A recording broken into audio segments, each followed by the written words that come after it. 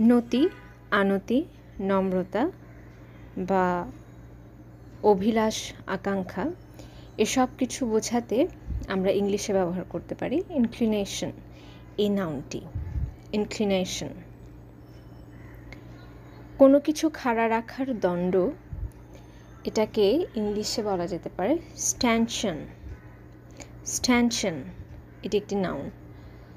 বিভিন্ন অফিস বা ব্যাংকে, এয়ারপোর্টে আমরা সচরাচর দেখতে পারি যে লাল ফিতা দিয়ে দুটো দণ্ড পাশাপাশি যুক্ত করা হয়েছে, ওই দণ্ডগুলোকে স্ট্যানশন বলা হচ্ছে।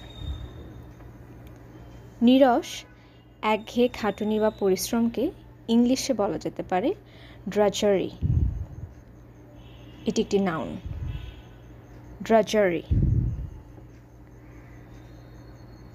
অনিষ্ট, ক্ষতি, ধ্বংস অথবা অনিষ্টের কারণ, এটাকে ইংলিশে বলা যেতে পারে ব্লাইট।